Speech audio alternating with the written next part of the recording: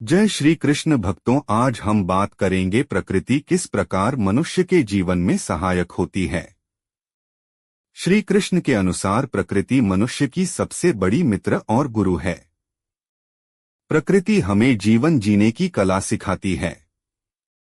सूर्य हमें निरंतर कर्म करना सिखाता है, नदी हमें आगे बढ़ते रहने का संदेश देती है और वृक्ष बिना किसी स्वार्थ के दूसरों को फल, छाया और ऑक्सीजन देकर सेवा का महत्व बताते हैं।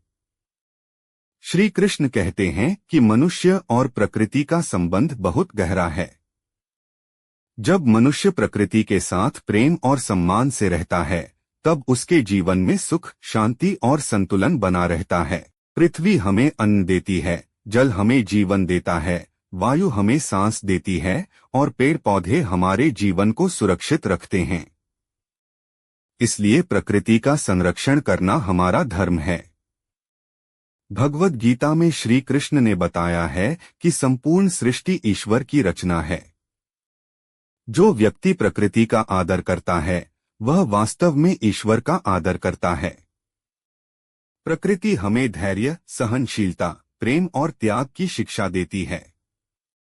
जैसे पेड़ पत्थर खाने के बाद भी मीठे फल देते हैं, वैसे ही मनुष्य को भी कठिन परिस्थितियों में अच्छाई नहीं छोड़नी चाहिए। प्रकृति मनुष्य के तन और मन दोनों को स्वस्थ रखती है। शुद्ध वायु, हरियाली, नदियाँ और पर्वत मन को शांति देते हैं और जीवन में सकारात्मक ऊर्जा भरते हैं। इसलिए श्री कृष्ण का संदेश है कि मनुष्य को प्रकृति से प्रेम करना चाहिए, उसकी रक्षा करनी चाहिए और उसके साथ संतुलन बनाकर जीवन जीना चाहिए। यही सच्चा सुख और शांति का मार्ग है। श्री कृष्ण कहते हैं कि प्रकृति केवल पेड़ पौधे, नदियाँ और पर्वत नहीं है, बल्कि यह स्वयं ईश्वर की अद्भुत रचना है। मनुष्य का जीवन पूरी तरह प्रकृति पर निर्भर करता है।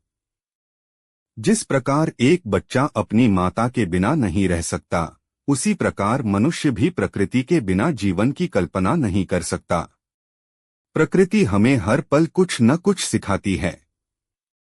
सूर्य हमें बिना रुके कर्म करना सिखाता है। चंद्रमा हमें शीतलता और शांति का संदेश देता है। नदियां हमें निरंतर आगे बढ़ते रहने की प्रेरणा देती हैं। वृक्ष हमें त्याग और सेवा की शिक्षा देते हैं, क्योंकि वे स्वयं धूप सहकर भी दूसरों को छाया और फल देते हैं। श्री कृष्ण कहते हैं कि जो व्यक्ति प्रकृति के करीब रहता है, उसका मन शांत और पवित्र रहता है। सुबह की ताजी हवा, पक्षियों की मधुर आवाज, बहती नदियाँ और हरियाली मनुष्य के मन से चिंता और तनाव को दूर कर देती हैं। प्रकृति मनुष्य को सकारात्मक ऊर्जा देती है और जीवन में नई आशा भरती है।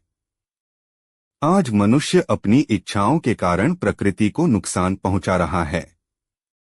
पेड़ों की कटाई, जल प्रदूषण और वायु प्रदूषण के कारण धरती का संतुलन बिगड़ रहा है।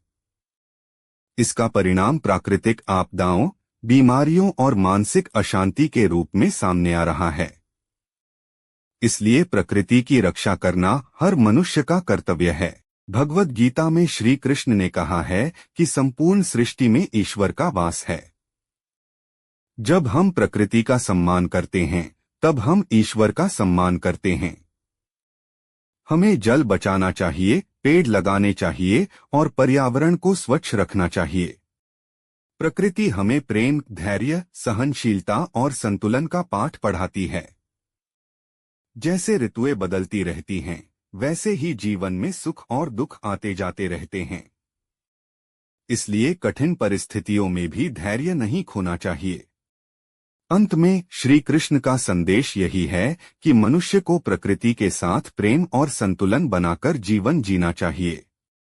प्रकृति हमारी सबसे बड़ी मित्र, शिक्षक और जीवनदाता है। जो व्यक्ति प्रकृति से जुड़ता है, उसके जीवन में सुख, शांति और आनंद स्वतः आने लगते हैं। अंत में प्रकृति हमें यह सिखाती है कि जीवन प्रेम, संतुलन और सेवा का नाम है। श्री कृष्ण के अनुसार जो मनुष्य प्रकृति का सम्मान करता है, वह सच्चे सुख और शांति को प्राप्त करता है। इसलिए हमें प्रकृति की रक्षा करनी चाहिए, पेड़ पौधे लगाने चाहिए और धरती को स्वच्छ व सुंदर बनाए रखना चाहिए। प्रकृति ही जीवन का आधार है और यही ईश्वर का सुंदर उपहार है।